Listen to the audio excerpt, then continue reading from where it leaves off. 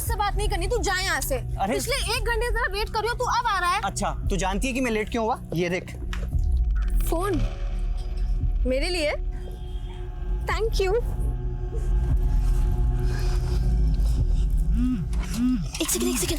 यार, ये तुम्हारा फोन हमेशा गलत टाइम पे बजता है। यार पापा का कॉल है, बस 1 सेकंड। जी पापा। पलक बेटा, मैंने 5000 रुपए भेजे हैं, किराया चुका देना।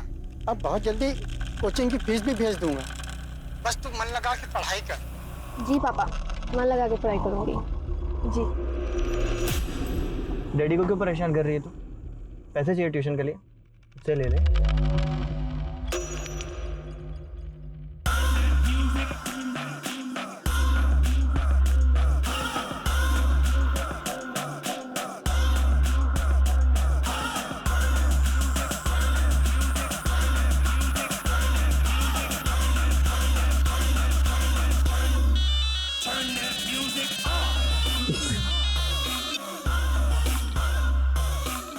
Hey, hi.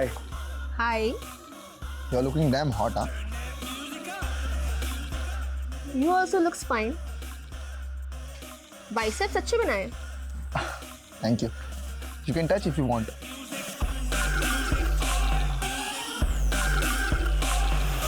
Not bad.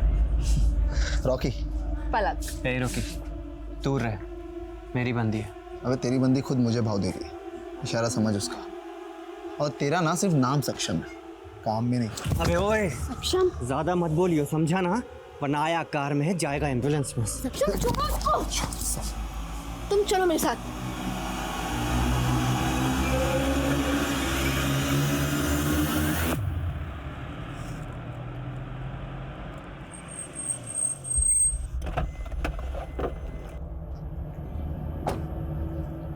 वो रॉकी तो कमीना है, लेकिन तुम्हें उससे चिपकने की क्या जरूरत थी? सक्षम देखो, ऐसा कुछ भी नहीं हुआ है। अभी बहुत रात हो गई, तुम घर जाओ, हम इस टॉपिक पे कल भी बात कर सकते हैं। एंड यू नो ना I love you.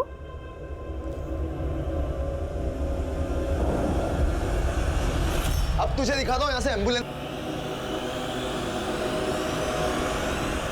Ma'am please, ma'am आप मेरी एक बार बात तो सुनिए। मुझे कुछ नहीं सुनना पलक, तुम्हारे पेरेंट्स को इन्फॉर्म कर दिया है, तुम यहाँ नहीं रह सकती, जाओ। मैम प्लीज मेरी एक बार बात सुन लीजिए। मैम प्लीज मेरी।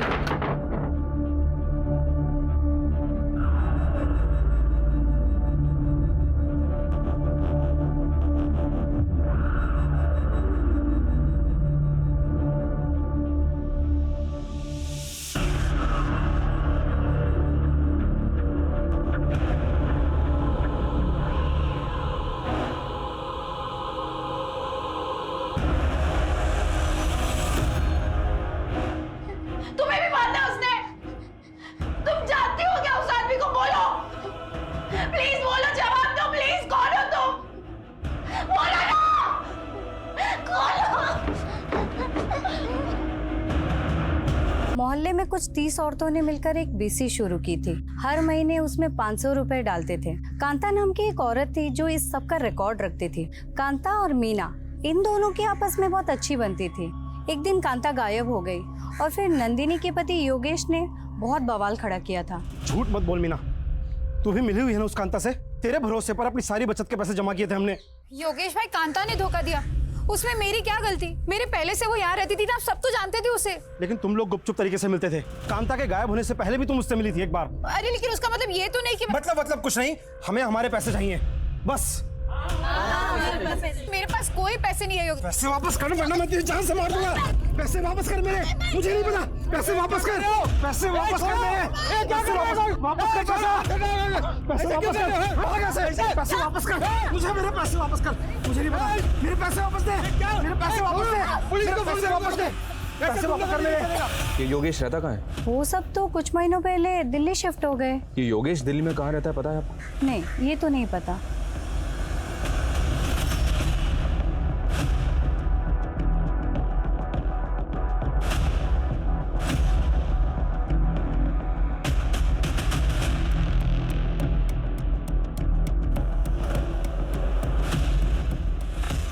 सर, ये देवकी नंदन सेंसवाल बहुत बड़ा कॉन्ट्रैक्टर है और उसके कई सारे टेंडर्स रिजेक्ट किए थे साहित्य ने।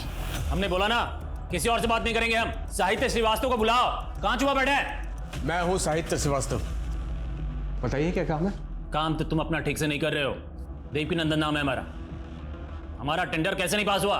मैंने जो कुछ भी किया है नियम के हिसाब से किया है। नियम टालो अपने। अब बदतमीजी कर रहे हैं। बदतमीजी अभी देखे नहीं हो हमारा। अरे जो बार बार नियम नियम कर रहे हो ना, ये नियम तुम्हें बहुत जल्द यम के पास ले जाएगा। मैं आपकी धमकी से डरने वाला नहीं हूं। अब देखना, तू डरेगा भी और रोएगा भी। और यही हुआ सर, क्योंकि उसके बाद साहित्य पे ईडी में फाइल कंप्लेंट की गई और उसे सस्पेंड भी कर दिया गया। और ये सब देवकी नंदन की धमकी के बाद हुआ? जी सर, लेकिन इतना ही नहीं हुआ सर, उस पर हमला भी हुआ था। साला ज्यादा हीरो बनने का शौक ही तेरे को।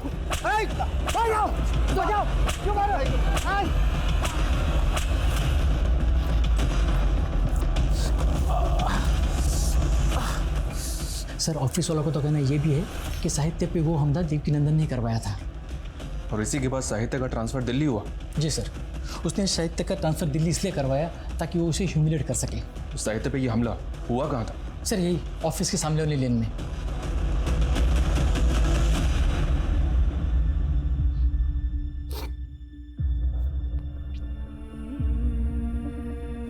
मीना, तुम जहां भी हो प्लीज लौट आओ। अगर मुझसे कुछ गलती हो। ऐसे पति के साथ मुझे नहीं रहना। चल नव्या। जिद मत करो, प्लीज रुक जाओ। चल नव्या। मीना प्लीज रुक जाओ। मीना प्लीज रुक जाओ। मीना प्लीज वापस आ जाओ नव्या को लेकर। मीना तुम पहले जब भी गई वापस आई। इस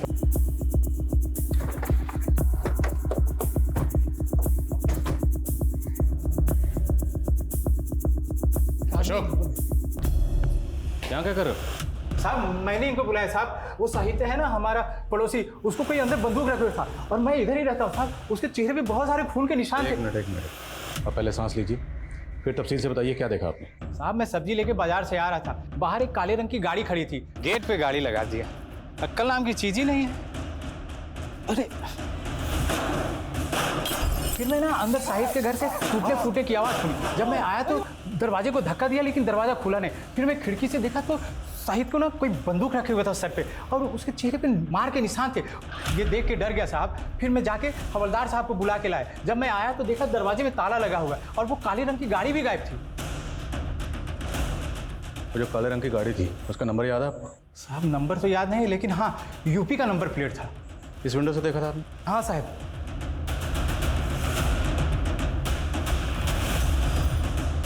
ताला तोड़ो सर।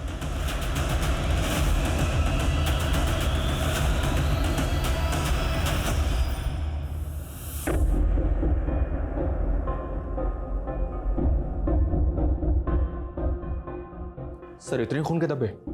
साहित्य को बहुत बुरी तरह से पीटा होगा उसने। पहले साहित्य की बीवी और बेटी को गायब किया गया। मुमकिन है सर। मुझे कुछ पैसे चाहिए थे, शॉपिंग करनी है, देना जरा। यार इस महीने बहुत खर्चा हो गया, नेक्स्ट मंथ। तुम ना हर महीने ऐसे ही करते हो। इस बार तो मैं खर्चा कर देती हूँ और मंथली खर्चे के साथ मुझे मेरे पैसे वापस चाहिए। हाँ हाँ ठीक है, ले लेना। विजय सर 2000 रुपये ले रही हूँ, जरूरत है मुझे। Thank you. Palak last time है, इसके बाद ये सब नहीं होना चाहिए। ओह अच्छा, फोटोज भूल गए क्या आप सर? दिखाती हूँ मैं वापस से। ये देखिए, देखा तो आपकी जरूरत पूरी हो रही है मुझसे और मेरी जरूरत पूरी हो रही है आपसे। तो अगली बार कुछ बोलने से पहले सोच लीजिएगा कि कहीं ये फोटोज मैंने आपकी वाइफ और बेटी को नहीं औकात मेरे जान से मार दूंगा तुझे। बहुत नौटंकी हो गई तेरी, समझे तू? विजय सर क्या कर रहे हो? छोड़ मुझे। विजय क्या कर रहा है ये तू? मैंने कुछ नहीं किया, ये पकड़ के खींची मुझे वहाँ। नौटंकी बहुत बड़ी। ये इतने दिनों से मुझे ब्लैकमेल करके मेरे साथ गलत काम कर रहे थे। मेरे पास फोटोज है और जब आज मैंने उनके साथ ये सब करने के लिए मना किया तो रहने का ठिकाना दिया तेरे को। छोड़ घटिया आदमी। छोड़ूंगा नहीं तुझे।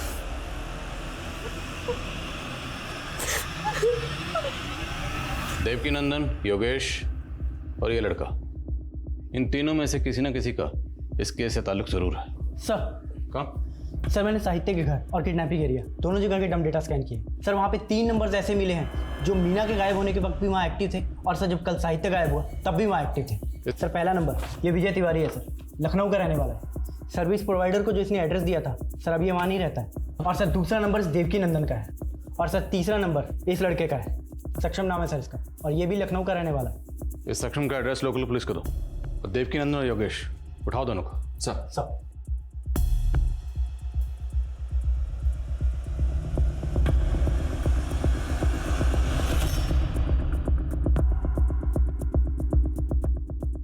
अब आपके लोगों ने खामखा उठा लिया हमें।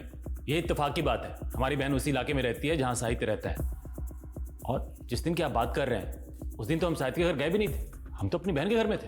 हाँ, उससे कुछ दिन पहले हम साहित्य के घर जरूर गए थे थोड़ी मस्खरी करने, लेकिन उसको या उसके परिवार को नुकसान पहुंचाने का हमारा कोई इरादा नहीं था। हमारा बदला उसके साथ उसी दिन पूरा हो गया था जब हमने उसका ट्रांसफ़र लखनऊ से दिल्ली कराया था। अब हम बिना कारण उसको या उसके परिवार को क्यों उठवाएंगे? जब बिना कारण तुम उसे धमकाने के लिए गुंडे भेज सकते हो तो किडनैप भी करवा सकते हो। सक्षम को भेजा था ना उसे धमकाने के लिए। कौन सक्षम?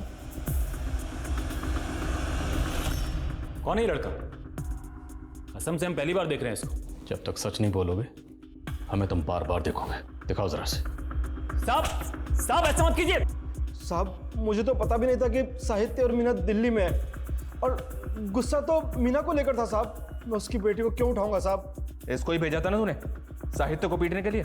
नहीं साहब, मैं इसे नहीं जानता साहब। तो ऐसे साहब मेरी बात तो सुनो साहब।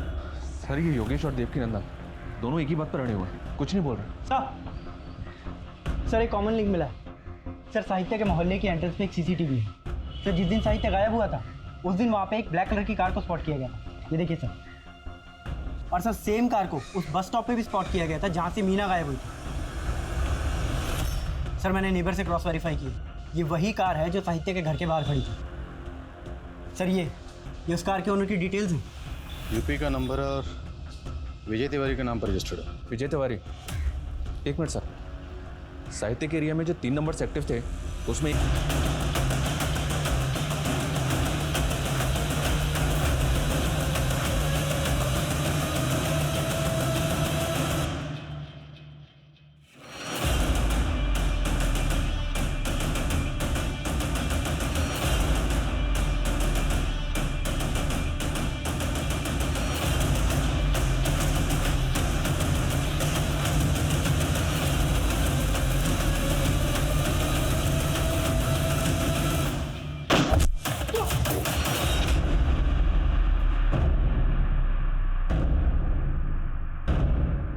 कांस्टेबल संदीप जख्मी, उसे ऐसे नहीं छोड़ सकते, हॉस्पिटल भेजना होगा। चलो अंदर कवर करो। गो गो गो गो गेट हिम।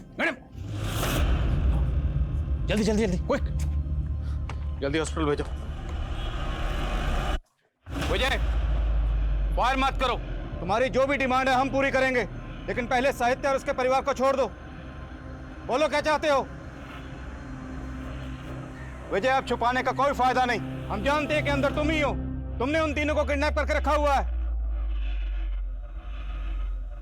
हमारी एक टीम तुम्हारे लखनऊ के घर तक पहुंच चुकी है। बोलो क्या चाहते हो?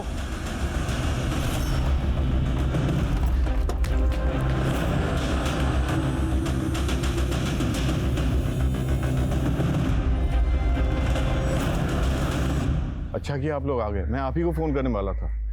कल से बहुत बदबू आ रही है। कौन कौन रहता है यहाँ पर? विजय तिवारी जी और उनकी वाइफ। भाभी जी तो बहुत दिन से दिखाई नहीं थी, और विजय जी भी गायब हैं। विजय मुझसे बात करो, अपनी डिमांड बताओ।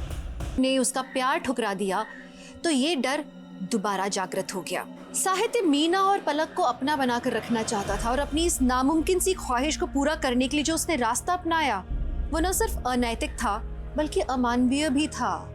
उसने उन्हीं लोगों की जान खतरे में डाली जिनसे वो प्यार करता था।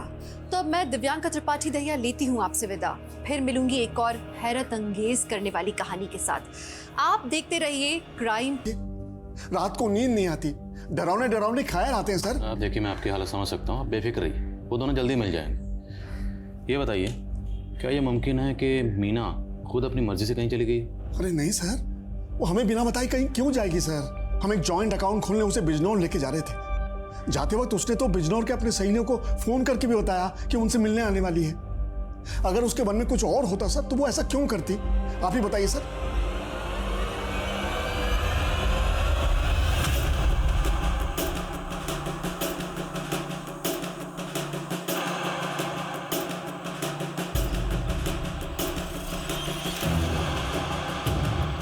अब साहिद के बारे में क्या बताओ साहब, 15 दिन पहले यहाँ आए रहने के लिए अपनी पत्नी और बेटी के साथ। ये साहित्य की पत्नी मीना, इनका बिहेवियर कैसा था? मीना भाभी बहुत भली थी, लेकिन उनकी बेटी बहुत जिद्दी थी। कभी कभार वो अपनी बेटी को डांट देती थी, लेकिन माँ बेटी में बहुत अच्छी बनती है। और मीना और उनके पति में? सर आस पड़ोस में मीना की किसी के साथ अनबन नहीं थी और ना ही अपने पति के साथ कोई झगड़ा था। वैसे भी दिल्ली में आए हुए सिर्फ 15 दिन हुए थे। हो सकता है सर मीना अपने आप से कहीं चली गई। लेकिन मीना के फादर ने बताया था कि मीना ने बिजनौर में अपनी फ्रेंड से बात की थी, उनसे मिलने का प्लान भी बनाया था। अगर मीना के जहन में खुद से कहीं जाने की बात चल रही थी तो मीना इस तरह का प्लान क्यों बनाती? सर मैंने मीना के कॉल डिटेल्स चेक की। सर किडनैपिंग वाले दिन मीना की 3 नंबर्स में बात हुई थी सर। एक नंबर मीना के पिता का है, एक नंबर किसी फूड डिलीवरी ऐप का है, और सर तीसरा नंबर अर्चना यादव का है, जो मीना के पति साहित्य की बॉस है। मिलते हैं अर्चना यादव से। Okay sir.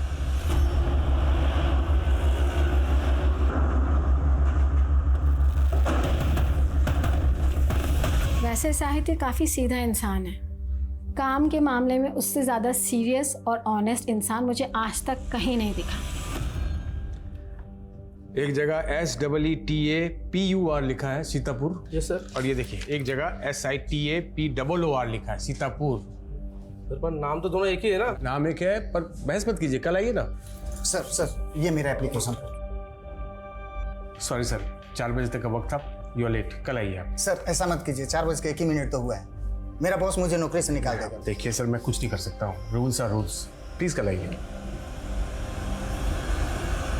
तब तो साहित्य ने अपने इस रवैये की वजह से, जिस तरह से आप बता रही हैं कि एकदम रूल रेगुलेशन फॉलो करता, काफ़ी लोगों को नाराज़ किया होगा, काफ़ी लोग उसे नापसंद करते होंगे। जी सर, इनफैक्ट उस पर एक इंक्वायरी भी चल रही है। जब वो लखनऊ में पोस्टेड था तब से। कैसी इंक्वायरी? किसी ने कंप्लेंट कर दी ईडी को कि इसने रिश्वत ली है। अच्छा, जिस दिन साहित्य की बीवी मीना गायब हुई, मीना ने आपको कॉल किया था, क्या बात हुई थी? वो एक्चुअली अपने सारी फ्रेंड से मिलना चाह रही थी। उसने मुझे भी कन्विंस करने की कोशिश की कि मैं बिजनौर आ जाऊँ। बस यही बात हुई थी। मैम आपको क्या लगता है, साहित्य की वजह से इतने लोगों का काम अटका, टेंडर कैंसिल हुए, क्या उनमें से कोई साहित्य के परिवार के साथ ऐसा कुछ कर सकता है? सो पॉसिबल है। जब वो लखनऊ में पोस्टेड था, हो सकता है उसने दुश्मनी मोल ली हो किसी से और उसी ने ये किया। शर्मा सर, लखनऊ जाओ। लखनऊ में साहित्य जहाँ पोस्टर था, वहाँ रहते हुए उसने जितने भी टेंडर रिजेक्ट किए थे सबकी लिस्ट बनाओ। Right sir. और सर ये साहित्य लखनऊ में जहाँ रहता था वहाँ भी इंक्वायरी करता हूँ। अगर वहाँ पे इसकी किसी के साथ दुश्मनी होगी तो इसके आस पड़ोस में कोई तो जानता होगा इसके बारे में। करेक्ट, पता करो sir.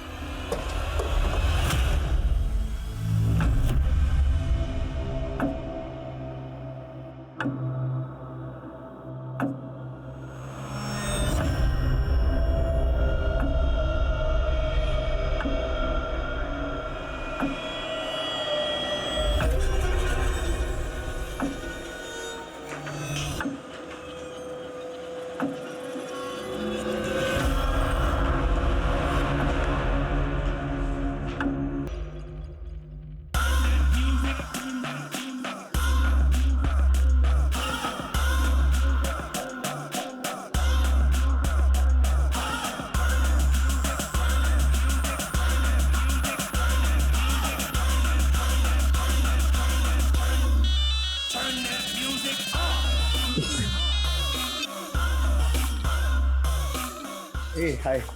Hi. You're looking damn hot, huh? You also looks fine. Biceps अच्छे बनाए। Thank you. You can touch if you want.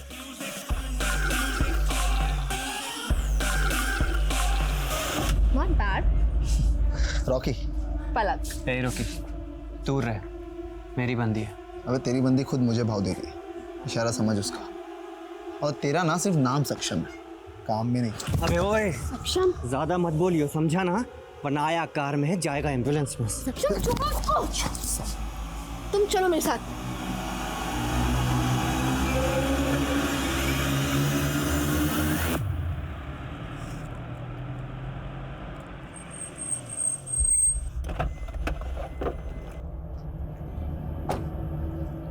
वो रॉकी तो कमीना है, लेकिन तुम्हें उससे चिपकने की क्या जरूरत थी? सक्षम देखो, ऐसा कुछ भी नहीं हुआ है। अभी बहुत रात हो गई, तुम घर जाओ, हम इस टॉपिक पे कल भी बात कर सकते हैं। एंड यू नो ना I love you.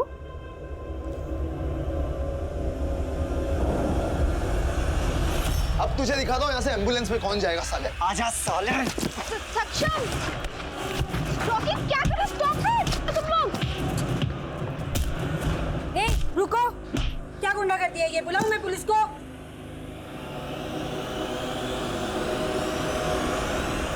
Ma'am please, ma'am आप मेरी एक बार बात तो सुनिए। मुझे कुछ नहीं सुनना पलक, तुम्हारे पेरेंट्स को इन्फॉर्म कर दिया है, तुम यहाँ नहीं रह सकती, जाओ। मैम प्लीज मेरी एक बार बात सुन लीजिए। मैम प्लीज मेरी।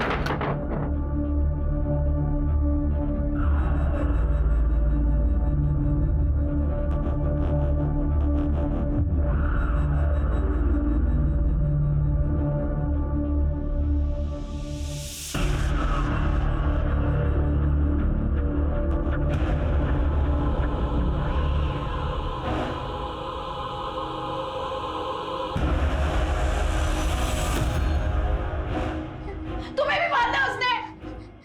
तुम जानती हो क्या उस आदमी को? बोलो प्लीज, बोलो, जवाब दो प्लीज। कौन हो तुम? बोलो ना, कौन हो? एक औरत थी जो इस सब का रिकॉर्ड रखती थी। कांता और मीना, इन दोनों की आपस में बहुत अच्छी बनती थी। एक दिन कांता गायब हो गई और फिर नंदिनी के पति योगेश ने बहुत बवाल खड़ा किया था। झूठ मत बोल मीना, तू भी मिली हुई है ना उस कांता से? तेरे भरोसे पर अपनी सारी बचत के पैसे जमा किए थे हमने। योगेश भाई, कांता ने धोखा दिया, उसमें मेरी क्या गलती? मेरे पहले से वो यहाँ रहती थी ना, आप सब तो जानते थे उसे। लेकिन तुम लोग गुपचुप तरीके से मिलते थे। कांता के गायब होने से पहले भी तुम उससे मिली थी एक बार। अरे लेकिन उसका मतलब ये तो नहीं कि मतलब कुछ नहीं, हमें हमारे पैसे चाहिए बस। मेरे पास कोई पैसे नहीं है योगेश। पैसे वापस कर, वरना मैं तेरी जान से मार दूंगा। पैसे वापस कर मेरे, मुझे नहीं पता। पैसे वापस कर, पैसे वापस कर मेरे। पैसे वापस कर, पैसे वापस कर, पैसे वापस कर, मुझे मेरे पैसे वापस कर। मुझे नहीं पता, मेरे पैसे वापस दे, मेरे पैसे वापस दे, पुलिस को पैसे वापस दे, पैसे वापस कर मेरे। ये योगेश रहता कहाँ है? वो सब तो कुछ महीनों पहले दिल्ली शिफ्ट हो गए। ये योगेश दिल्ली में कहाँ रहता है पता है आपको? नहीं, ये तो नहीं पता।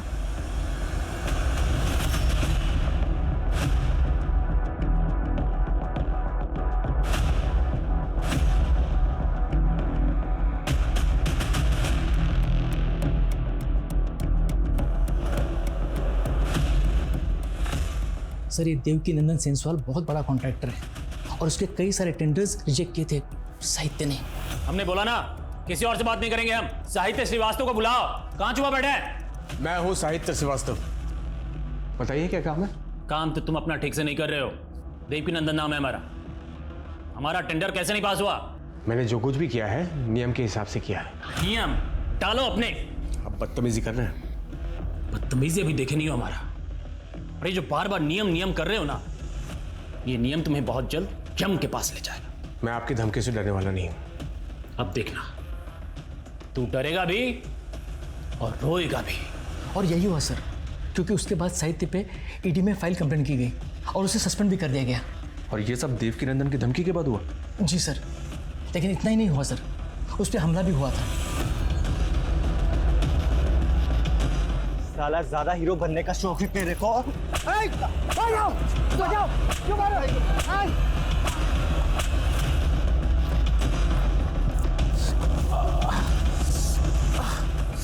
सर, ऑफिस वालों को तो कहना ये भी है कि साहित्य पे वो हमला देवकी नंदन ने करवाया था। और इसी के बाद साहित्य का ट्रांसफर दिल्ली हुआ?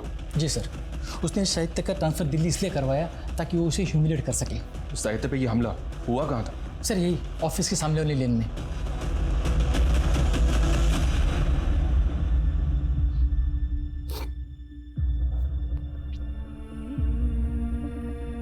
मीना, तुम जहाँ भी हो प्लीज लौट आओ। अगर मुझसे कुछ गलती हो गई हो तो आई एम सॉरी, प्लीज ना।